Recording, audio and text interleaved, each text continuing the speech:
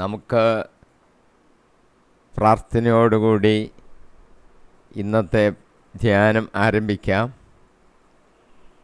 ദൈവത്തിൻ്റെ പരിശുദ്ധാത്മാവ് ഞങ്ങളുടെ മേൽ, അടിയൻ്റെ മേലും ശ്രോതാക്കളുടെ മേലും ഇറങ്ങി വന്ന് പ്രവർത്തിക്കണമെന്ന് പ്രാർത്ഥിക്കുന്നു.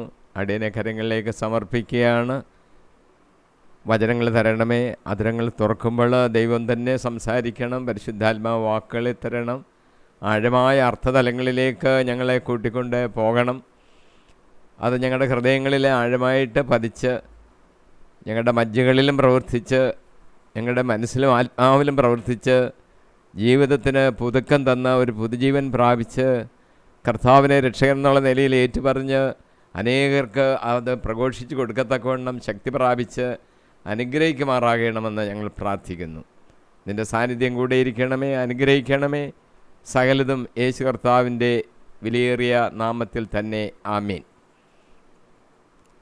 നാം ഗലാത്യ ലേഖനം 5-ാം അധ്യായത്തിൽ 22-23 വാക്യങ്ങൾ അത് പഠിച്ചുകൊണ്ടിരിക്കുകയാണ്. ഞാൻ ആ വാക്യങ്ങൾ ഒന്ന് വായിക്കാം. 22-ാം വാക്യം, 22-23.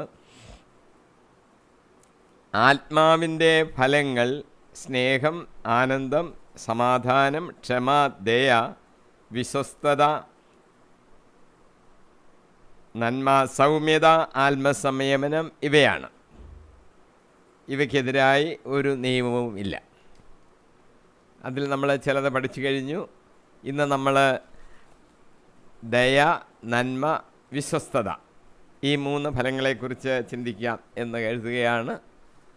ശ്രദ്ധാപൂർവം ആത്മനിർവോടുകൂടി അതിൽ നമുക്ക് കേട്ട് ധ്യാനിച്ച് ജീവിതത്തിലെ പരിവർത്തനങ്ങൾ വരുത്താൻ പരിശ്രമിക്കാം. ദയ എന്നുള്ളത് 5-ാമത്തെ നമ്പറിൽ നമുക്ക് കണക്കാക്കാം. ആകെ 9 എണ്ണമാണല്ലോ. ദയ എന്ന് പറയുന്നത് സ്നേഹത്തിൻ്റെ അകത്തുള്ള ഒരു കാര്യമാണ്. 1 കൊരിന്ത്യർ 13-ാം അധ്യായം അതാണല്ലോ സ്നേഹത്തിൻ്റെ ഗീതം. അതിൽ 4-ാം വാക്യം പറയുന്നത് സ്നേഹം ദീർഘക്ഷമയുള്ളതും ദയ ഉള്ളതുമാണ്. സ്നേഹമുണ്ടോ അതിൻ്റെ കൂടെ ദയ ഉണ്ട്, ദയ ഉള്ളതുമാണ്. ദയയ്ക്ക് ചില ദൃഷ്ടാന്തങ്ങൾ നമുക്ക് ബൈബിളിൽ കാണുവാൻ സാധിക്കും. മാതൃകാ പുരുഷന്മാരെ, മാതൃകാപരമായ സന്ദർഭങ്ങൾ അത് നമുക്കൊന്ന് ഓടിച്ച് ചിന്തിക്കാം. പഴയ നിയമത്തിൽ ജോസഫിൻ്റെ കാര്യമെടുക്കാം. ഉൽപ്പത്തി 50-ാം അധ്യായം 15 മുതൽ 21 വരെയുള്ള വാക്യങ്ങൾ, ജോസഫിൻ്റെ ആ വാക്യങ്ങൾ വളരെ ചുരുക്കമായിട്ട് നമുക്കൊന്ന് ചിന്തിക്കാം.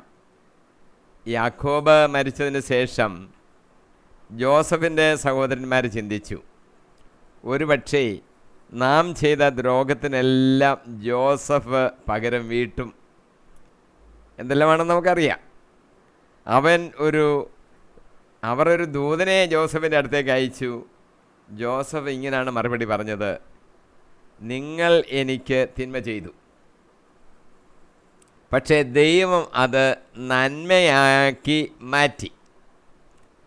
ഇന്ന് കാണുന്നത് പോലെ അനേകം പേരുടെ ജീവൻ രക്ഷിക്കാൻ വേണ്ടിയാണ് ദൈവം അങ്ങനെ അത് ചെയ്തത്. അതുകൊണ്ട് ഭയപ്പെടേണ്ട, നിങ്ങളെയും നിങ്ങളുടെ കുഞ്ഞുങ്ങളെയും ഞാൻ പോറ്റിക്കൊള്ളാം. നമുക്കറിയാമല്ലോ, ഈ വലിയ ക്ഷാമകാലത്ത് ജോസഫ് അവിടെ ഉണ്ടായിരുന്നതുകൊണ്ടാണ് സഹോദരങ്ങൾ, ഇസ്രായേൽ ജനങ്ങൾക്ക് ഭക്ഷണം ലഭിച്ചത്. അവരിവിടെ വന്ന് താമസിച്ചു. വലിയ ജനസംഖ്യയൊക്കെ തീരാനും ഒക്കെ കാരണം ജോസഫിനെ നേരത്തെ ഇങ്ങോട്ട് വിടാൻ ഇടയായി. അവർ തിന്മ ചെയ്തു, പക്ഷെ അത് നന്മയായിട്ട് ദൈവം മാറ്റി. ഞാൻ നിങ്ങളുടെ മക്കളെ എല്ലാം പോറ്റിക്കൊള്ളാം. അല്ല, തിന്മയ്ക്ക് പകരം തിന്മ ചെയ്യുകയല്ല ചെയ്തത്. വേറൊന്ന്, ബോവാസിൻ്റെ പുസ്തകത്തിൽ, റൂത്തിൻ്റെ പുസ്തകത്തിൽ ബോവാസ് റൂത്തിനോട് വളരെ ദയ കാണിച്ചു. റൂത്തിൻ്റെ പുസ്തകം 2-ാം അധ്യായം 15 മുതൽ 16 വരെയുള്ള വാക്യങ്ങളിൽ റൂത്ത് കാല പറിക്കാൻ എഴുന്നേറ്റപ്പോൾ ബോവാസ് ഭൃത്യന്മാരോട് പറഞ്ഞു, അവർ കറ്റകളുടെ ഇടയിൽ നിന്നും ശേഖരിച്ചു കൊള്ളട്ടെ. അവളെ ശകാരിക്കരുത്. കറ്റകളിൽ നിന്ന് കുറച്ച് വലിച്ചു ഊരി അവൾക്ക് പെറുക്കാൻ കൊടുക്കണം. അവളെ ശാസിക്കരുത്. ദരിദ്രത്തിൻ്റെ അവസ്ഥയിൽ വന്ന് ഇതിൽ നിന്ന് വല്ല കാലാപറക്ക് ജീവിക്കാമെന്ന് വിചാരിച്ച ആ രൂത്തിന് നിങ്ങൾ ശകാരിക്കരുത്. അതാണ് ബോവസ് കാണിച്ച ദയ നമുക്ക് മാതൃക. ദാവീദിനെക്കുറിച്ച് നമുക്കങ്ങനെയും ചിന്തിക്കാം. ദയുള്ളവനായിരുന്നു. 2 ശമൂവേൽ 9:1 പറയുന്നു, യോനാഥാനെ പ്രതി ഞാൻ ദയ കാണിക്കേണ്ടതിന് സാവൂളിൻ്റെ കുടുംബത്തിൽ ആരെങ്കിലും ശേഷിച്ചിട്ടുണ്ടോ എന്ന് ദാവീദ് തിരക്കി. യോനാഥാനെ എങ്ങനെയെങ്കിലും സംരക്ഷിക്കണം. എന്തിന്?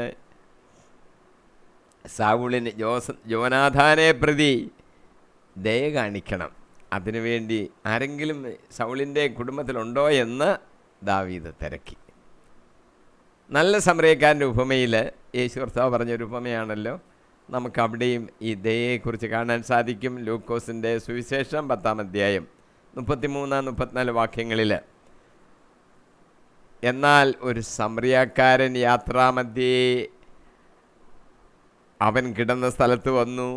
അവനെ കണ്ട് മനസ്സലിഞ്ഞ്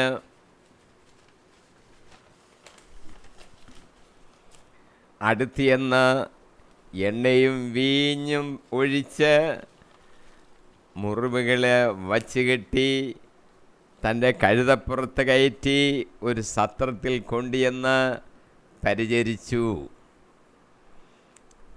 സമറിയക്കാരനത് ചെയ്തത്. അവനാണ് ദയ തോന്നിയത്. ബാക്കിയുള്ളവരെല്ലാം അങ്ങ് വഴിമാറിപ്പോയി. ഫിലിപ്പിയിലെ കാരാഗ്രഹത്തിൽ വെച്ച് പൗലോസ് കാരാഗ്രഹത്തിലായിരുന്നതും ആ സംഭവം നമുക്കറിയാം. അപ്പോസ്തല പ്രവൃത്തികൾ 16:33 വാക്യം, പൗലോസും സീലാസും കാരാഗ്രഹ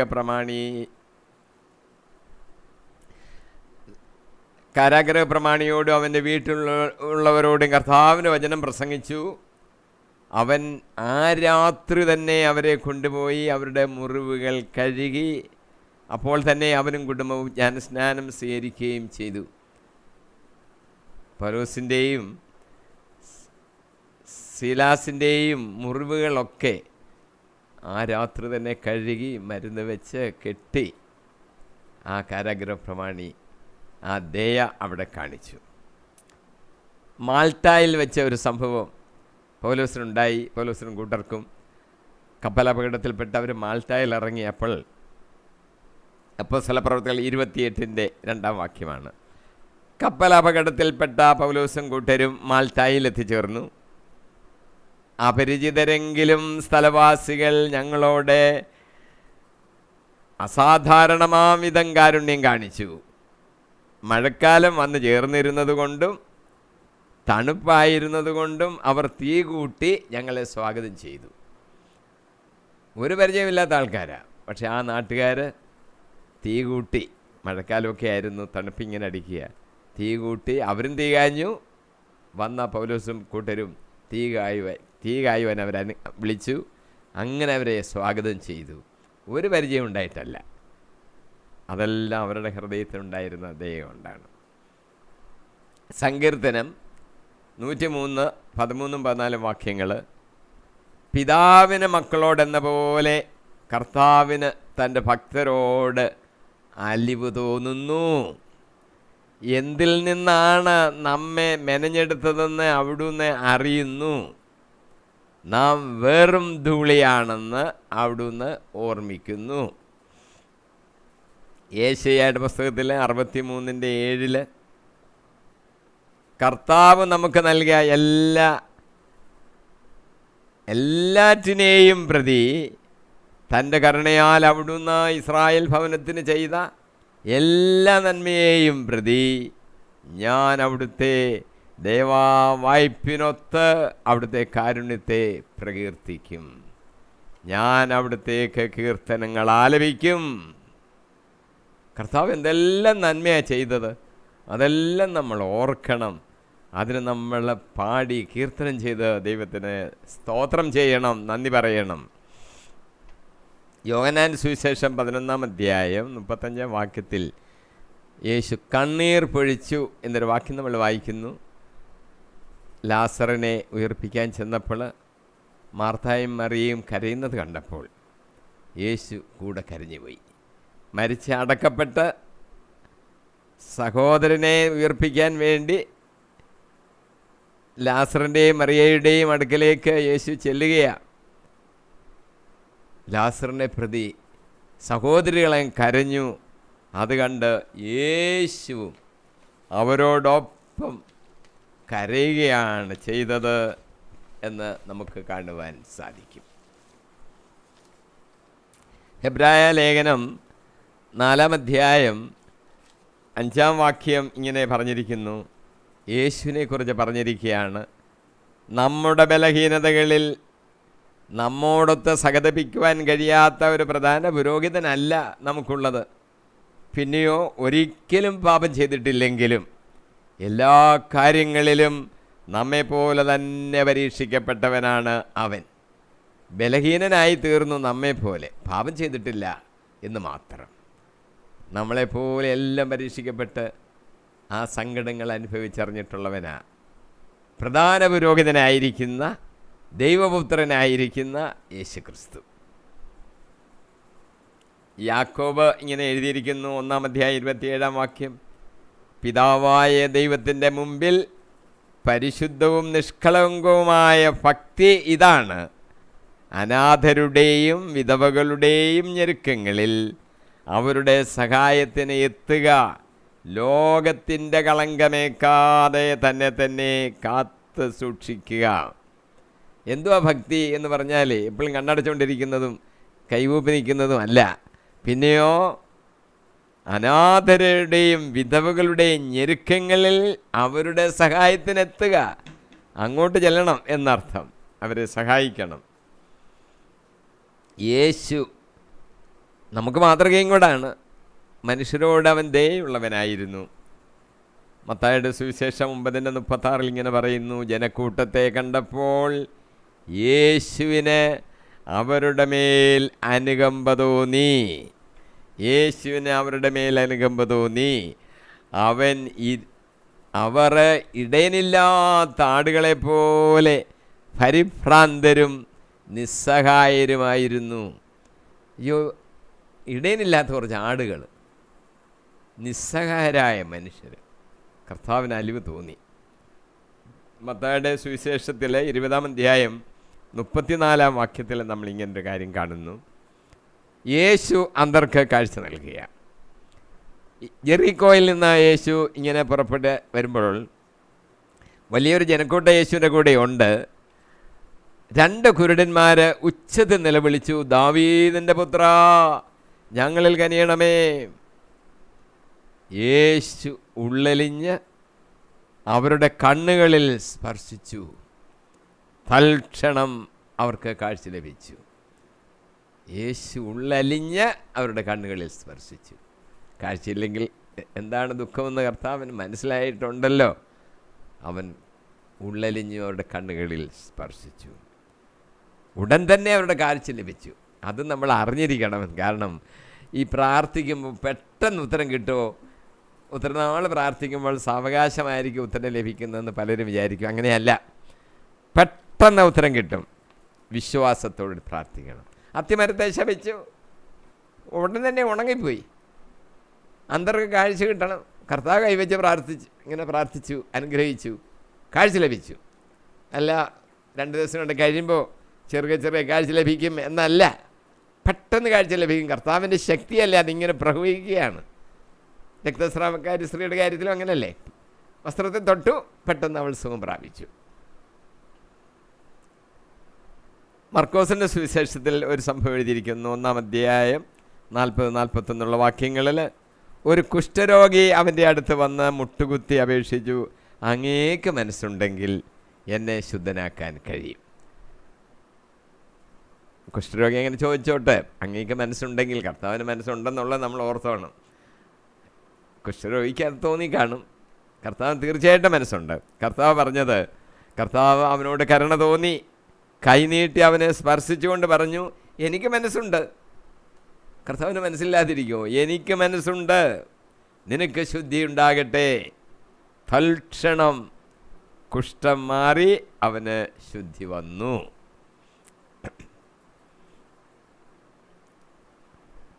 പഴയ നിയമത്തിൽ നിന്നൊരു വാചകമാണ്, പുറപ്പാട് 20:6 ദൈവം അരുളി ചെയ്തിരിക്കുന്നു, എന്നെ സ്നേഹിക്കുകയും എൻ്റെ കൽപ്പനകൾ പാലിക്കുകയും ചെയ്യുന്നവരോട് 1000 തലമുറ വരെ ഞാൻ ദയ കാണിക്കും.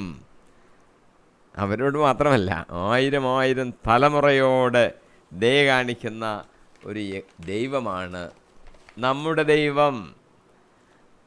അത് നമ്മൾ ഓർത്തോണം. മക്കൾക്കും തലമുറകൾക്കും കർത്താവിൻ്റെ ദയ കിട്ടണമെങ്കിൽ നമ്മൾ ചെയ്തതിൻ്റെ ഫലം അങ്ങോട്ട് വ്യാപിക്കും.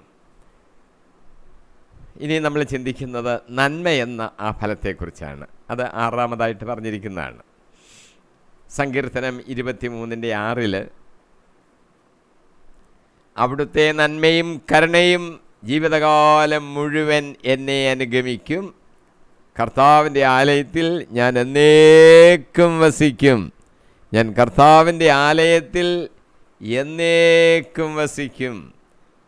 നന്മ എന്നതുകൊണ്ട് നമ്മുടെ നന്മ പ്രവൃത്തികളെയാണ് നമ്മൾ സാധാരണയായിട്ട് ഉദ്ദേശിക്കുന്നത്. ആ നന്മയ്ക്ക് എതിരായിട്ട് ഓപ്പോസിറ്റ് വേർഡാണ് തിന്മ. നമ്മൾ ഒരിക്കലും തിന്മ പ്രവർത്തിക്കരുത്. നമ്മൾ ചെയ്യാൻ പാടില്ലാത്ത ചില തിന്മകൾ നമുക്കൊന്ന് ഓർത്തിരിക്കാൻ വേണ്ടി ഞാൻ പറയുകയാണ്. 1, ദുഷിച്ച സംസാരം പാടില്ല. സങ്കീർത്തനം 39:1 ഞാൻ പറഞ്ഞു, നാവ് കൊണ്ട് പാപം ചെയ്യാതിരിക്കാൻ ഞാൻ എൻ്റെ വഴികൾ ശ്രദ്ധിക്കും. എൻ്റെ മുമ്പിൽ ദുഷ്ടർ ഉള്ളിടത്തോളം കാലം നാവിന് ഞാൻ കടിഞ്ഞാൺ ഇടും. നാവിനെ എങ്ങനെ സൂക്ഷിക്കണം എന്ന് ദാവീദ് നമുക്ക് പറഞ്ഞു തരികയാണ്. പിന്നെ വേറൊരു തിന്മ ഈ പണത്തിൻ്റെ മോഹമാണ്. മത്തായി 6:19, 20, 21 യേശു കർത്താവ് നമ്മളോട് പറഞ്ഞു തരികയാണ്, ഭൂമിയിൽ നിക്ഷേപം കരുതി വെക്കരുത്, തുരുമ്പും കീടങ്ങളും അവ നശിപ്പിക്കും, കള്ളന്മാർ തുരന്നു മോഷ്ടിക്കും. എന്നാൽ നിങ്ങൾ സ്വർഗത്തിൽ നിങ്ങൾക്കായിട്ട് നിക്ഷേപങ്ങൾ കരുതി വെക്കുക. അവിടെ തുരുമ്പും കീടങ്ങൾ അവ നശിപ്പിക്കുകയില്ല, കള്ളന്മാർ മോഷ്ടിക്കുകയില്ല. നിങ്ങളുടെ നിക്ഷേപം എവിടെയോ അവിടെ ആയിരിക്കും നിങ്ങളുടെ ഹൃദയവും. അത് നമ്മൾ പ്രത്യേകം ഓർത്തോണം. നിങ്ങളുടെ നിക്ഷേപം എവിടെയോ അവിടെ ആയിരിക്കും നിങ്ങളുടെ ഹൃദയവും. ചിലർക്ക് അവരുടെ നിക്ഷേപം എവിടെയാണെന്ന് അറിയത്തില്ല. ഇതെല്ലാം ബാങ്കിലൊക്കെ കൊണ്ടിട്ടിരിക്കുന്നതെന്ന് പോലും ചിലർക്ക് അറിയത്തില്ല. നിങ്ങളുടെ നിക്ഷേപം എവിടെയോ അവിടെ ആയിരിക്കും നിങ്ങളുടെ ഹൃദയവും. ഒരു കാര്യം ഒന്ന് പരിശോധിച്ചാൽ മതി, നമ്മുടെ ഹൃദയം എപ്പോഴും എവിടെ ആയിരിക്കുന്നത്, നിക്ഷേപം അവിടെ. അതോർത്താൽ മതി. ഹൃദയം എവിടാണോ ഇങ്ങനെ ചിന്തയിൽ ഇങ്ങനെ ആയിരിക്കുന്നത്, നിക്ഷേപം അവിടെയാണെന്ന് ഓർത്തോണം. പണത്തിലാണോ നമ്മുടെ ഹൃദയം എപ്പോഴും ഇങ്ങനെ ചിന്തിക്കുന്നത്, പണത്തിന്മേലാണ് അവിടാണ് നമ്മുടെ നിക്ഷേപം. ദൈവിക കാര്യങ്ങളിലാണോ നമ്മുടെ ചിന്ത എപ്പോഴും, ഹൃദയം അങ്ങനെയാണോ പ്രവർത്തിച്ചുകൊണ്ടിരിക്കുന്നത്, അപ്പം നമ്മുടെ നിക്ഷേപം എല്ലാം കർത്താവിൻ്റെ കയ്യിലാണെന്ന് ഓർത്തോണം. അത് ടെസ്റ്റ് ചെയ്ത് നമുക്ക് നോക്കാനുള്ളതാണ്. ഹൃദയത്തിൻ്റെ എവിടെ ഇരിക്കും നോക്കിയാൽ മതി. അപ്പം നിക്ഷേപം അവിടെ ആണെന്ന് നമുക്ക് മനസ്സിലാകും. പിന്നെ നമുക്ക് ചെയ്യാൻ പാടില്ലാത്ത ഒരു തിന്മയെക്കുറിച്ച്, വിശുദ്ധമായ മോഹങ്ങൾ നമുക്ക് പാടില്ല.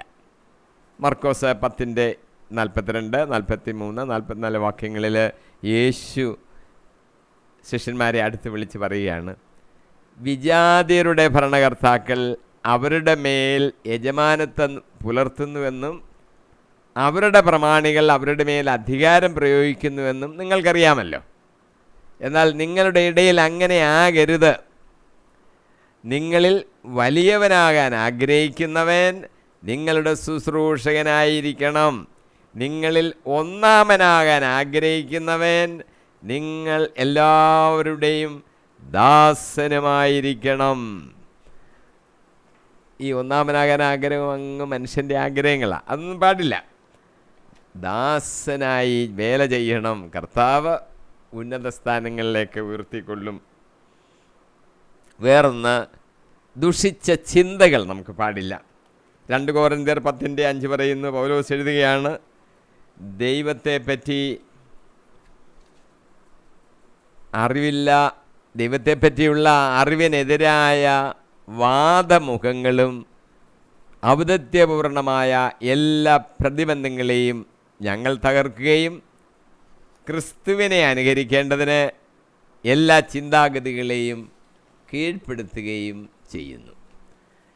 ആവശ്യമില്ലാത്ത ചിന്തകൾ, വാദഗതികൾ ഒന്നും നമുക്ക് ആവശ്യമില്ല. അഞ്ചാമതൊരു കാര്യം, ദുഷിച്ച ആഗ്രഹങ്ങൾ, ദുർമോഹങ്ങൾ ഒന്നും നമുക്ക് പാടില്ല. കൊളോസോസ് 3:5 പൗലോസ് നമ്മളോട് പറയുകയാണ്, നിങ്ങളിൽ ഭൗമികമായിട്ടുള്ളതെല്ലാം നമ്മൾ എടുത്തു കളയണം. അസാൻമാർഗികത, അശുദ്ധി, മനക്ഷോഭം, ദുർവിചാരങ്ങൾ, വിഗ്രഹാരാധന തന്നെയായ ദ്രവ്യാശക്തി, ഇവയെല്ലാം നശിപ്പിക്കുവീൻ. അത് നശിപ്പിച്ച് കളയേണ്ട വസ്തുക്കളാണ്, നശിപ്പിച്ച് കളയണം. വേറൊന്ന് നമ്മൾ ത്യജിക്കേണ്ടത് ലൗകികത്വം. 1 യോഹന്നാൻ 2:15 യോഹന്നാൻ എഴുതിയിരിക്കുകയാണ്, ലോകത്തെയോ ലോകത്തിലുള്ള വസ്തുക്കളെയോ നിങ്ങൾ സ്നേഹിക്കരുത്. ആരെങ്കിലും ലോകത്തെ സ്നേഹിച്ചാൽ പിതാവിൻ്റെ സ്നേഹം അവനിൽ ഉണ്ടായിരിക്കുകയില്ല. ലോകത്തെ നമ്മൾ സ്നേഹിക്കേണ്ട, അങ്ങനെ സ്നേഹിച്ചാൽ പിതാവിൻ്റെ സ്നേഹം നമുക്ക് ഉണ്ടായിരിക്കുകയില്ല. നന്മയ്ക്ക് പകരമായിട്ട് ഒരിക്കലും നമ്മൾ തിന്മ ചെയ്യരുത്. സങ്കീർത്തനം 35:11-12 നന്മ നമ്മൾ അങ്ങോട്ട് പ്രവർത്തിക്കും. നമ്മൾ പലർക്കും നന്മ ചെയ്യും, നമ്മളോർക്കും അവർ നമുക്ക് വേണ്ടി തിരിച്ച് നന്മ ചെയ്യുമായിരിക്കുമെന്ന്.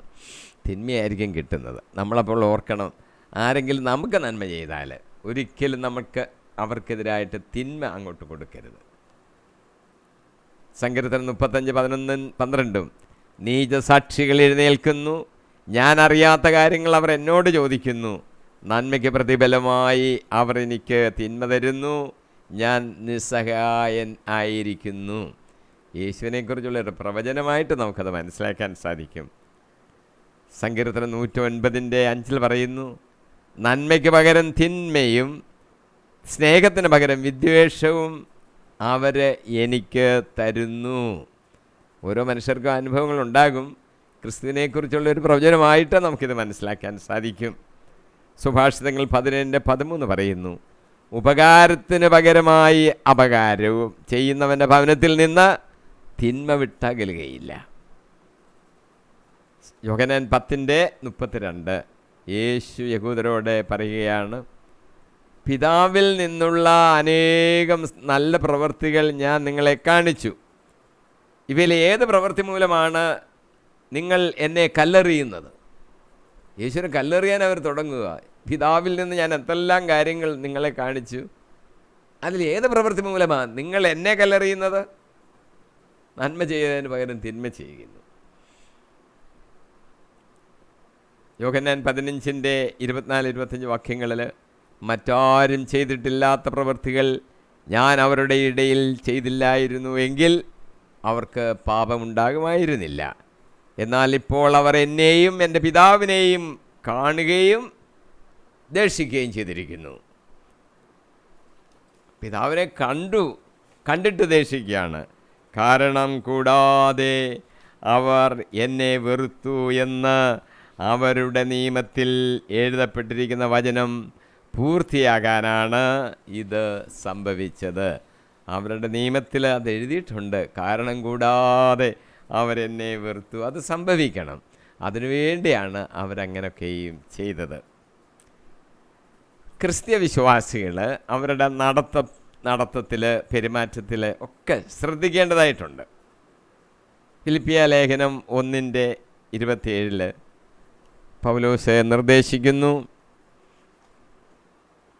ഞാൻ നിങ്ങളെ വന്നു കണ്ടാലും നിങ്ങളിൽ നിന്ന് ദൂരസ്ഥനായിരുന്നാലും നിങ്ങൾ ഒരേ ആത്മാവോടും ഒരേ മനസ്സോടും കൂടെ നിന്ന് സുവിശേഷത്തിലുള്ള വിശ്വാസത്തിന് വേണ്ടി പോരാടുന്നുവെന്ന് നിങ്ങളെക്കുറിച്ച് കേൾക്കുവാൻ തക്കവിധം ക്രിസ്തുവിൻ്റെ സുവിശേഷത്തിന് യോഗ്യമായ രീതിയിൽ നിങ്ങൾ ജീവിക്കണം എന്ന് മാത്രം. എങ്ങനെ ജീവിക്കണം? സുവിശേഷത്തിന് യോഗ്യമായ രീതിയിൽ നമ്മൾ ജീവിക്കണം. 1 തിമോത്തിയോസ് 4:12 തിമോത്തോസിന് പൗലോസ് ഒരു നിർദ്ദേശം കൊടുക്കുന്നു.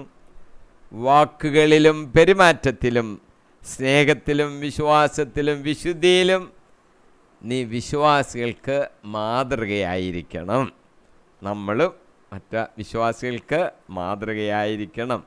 യാക്കോബ് ശ്ലീഹ ഇങ്ങനെ എഴുതിയിരിക്കുന്നു 3:13 നിങ്ങളിൽ ജ്ഞാനിയും വിവേകിയുമായവനാരാണ്? അവൻ നല്ല പെരുമാറ്റം വഴി വിവേകജന്യമായ വിനയത്തോടെ തൻ്റെ പ്രവൃത്തികളെ മറ്റുള്ളവർക്ക് കാണിച്ചു കൊടുക്കട്ടെ. വിനയത്തോടെ മറ്റുള്ളവർക്ക് തൻ്റെ പ്രവൃത്തികളെ കാണിച്ചു കൊടുക്കണം. പൗലോസ് തീത്തോസിന് ഒരു നിർദ്ദേശം എഴുതിയിരിക്കുന്നു. പ്രായം ചെന്ന സ്ത്രീകൾ ആദരപൂർവ്വം പെരുമാറുകയും പരദൂഷണം ഒഴിവാക്കുകയും മദ്യപാനത്തിന് അടിമകളാകാതിരിക്കുകയും ചെയ്യാൻ അവരെ നീ ഉപദേശിക്കുക. അവർ നല്ല കാര്യങ്ങൾ പഠിക്കട്ടെ. വേണ്ടാത്ത കാര്യങ്ങൾ ചെയ്യരുത്, നല്ല കാര്യങ്ങളൊക്കെ അവർ പഠിക്കുകയും വേണം. തീത്തോസിനോട് പറയുകയാണ് നീ അവരെ അങ്ങനെയൊക്കെ ഒന്ന് പഠിപ്പിക്കാൻ. അടുത്തതായിട്ട് പറഞ്ഞിരിക്കുന്ന ഫലം വിശ്വസ്തതയാണ്. അത് 7ാമതാണ് പറഞ്ഞിരിക്കുന്നത്.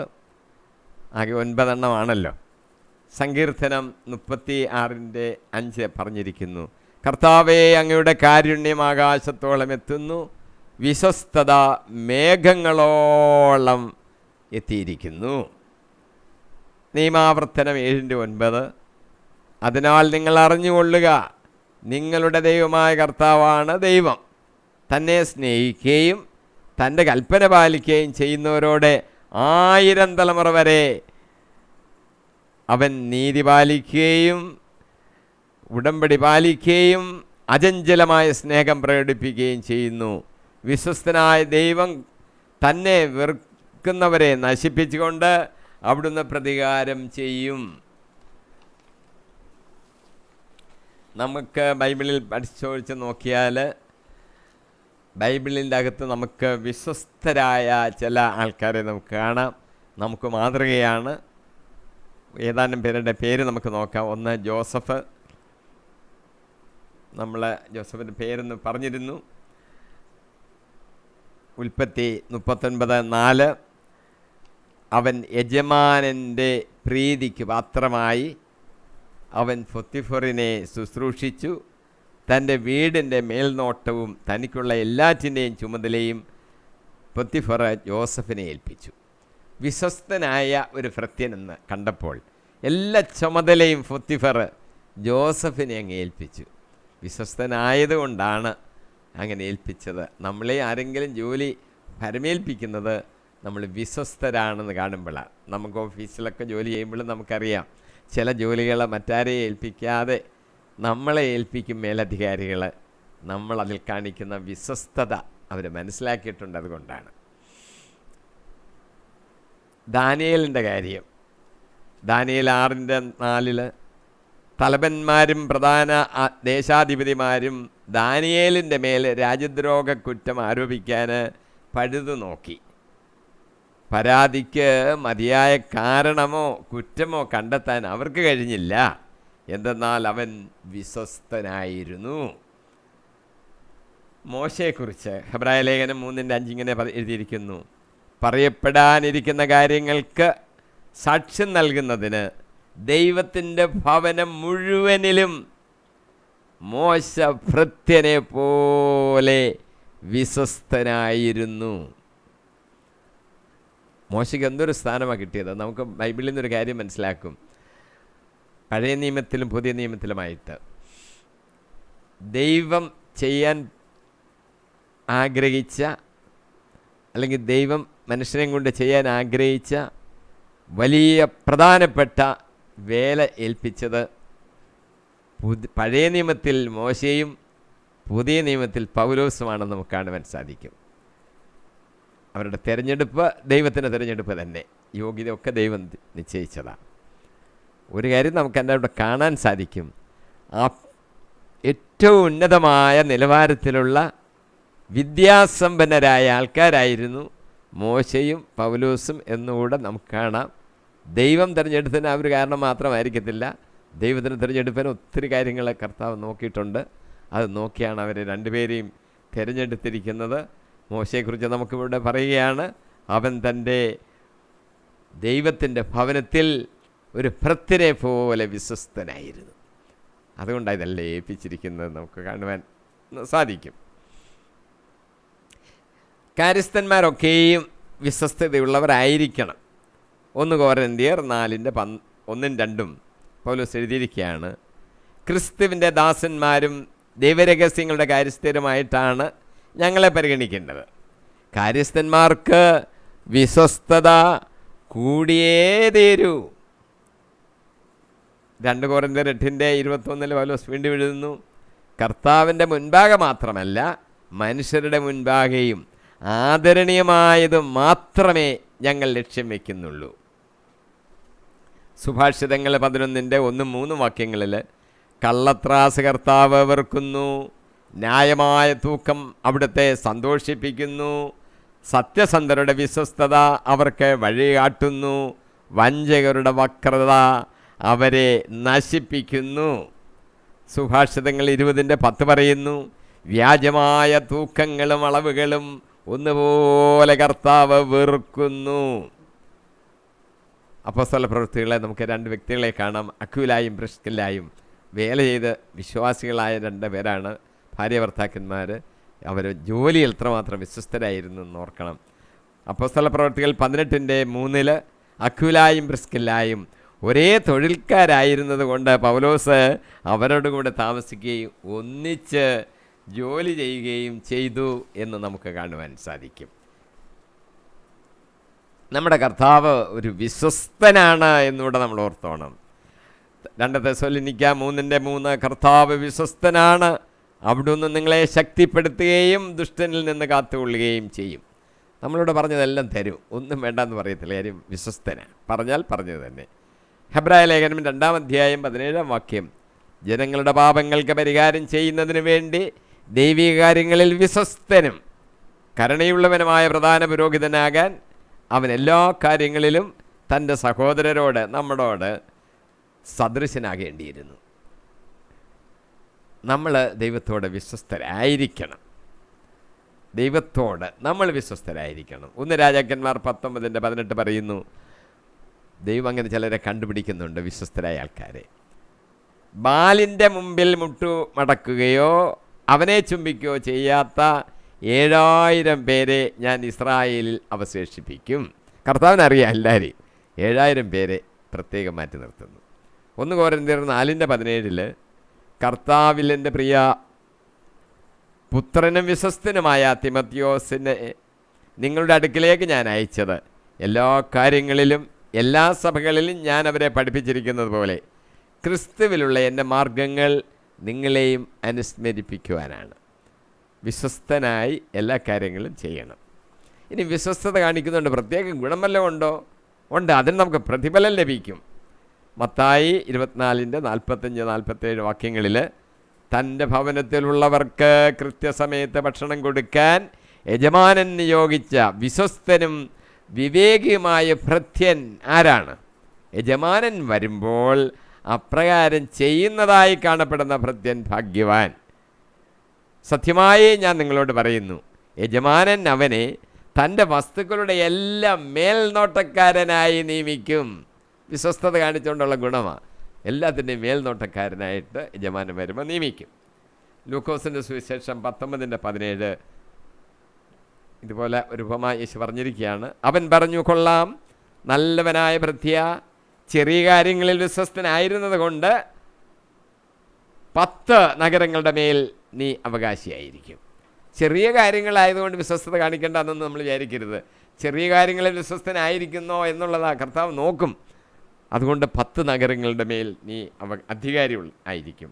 വെളിപാട് 2:10 പറഞ്ഞിരിക്കുന്നു, മരണം വരെ വിശ്വസ്തനായിരിക്കുക, ജീവൻ്റെ കിരീടം നിനക്ക് ഞാൻ നൽകും. ജീവൻ്റെ കിരീടം അവസാനം വരെ, മരണം വരെ വിശ്വസ്തരായിരിക്കണം. ഉൽപ്പത്തി 15:1 കർത്താവ് ഒരു കാര്യം പറഞ്ഞിരിക്കുന്നു അബ്രാഹാമിനോട്. അബ്രാഹാമിന് കർത്താവ് ദർശനത്തിൽ കർത്താവ് ഇങ്ങനെ അരുളി ചെയ്തു, അബ്രഹാം ഭയപ്പെടേണ്ട, ഞാൻ നിനക്ക് പരിചയമാണ്, നിന്റെ പ്രതിഫലം വളരെ വലുതായിരിക്കും. വിശ്വസ്തനായ അബ്രാഹത്തോട് കർത്താവ് പറയുകയാണ്, ഞാൻ നിനക്ക് പരിചയമാണ്, നീ ഭയപ്പെടേണ്ട.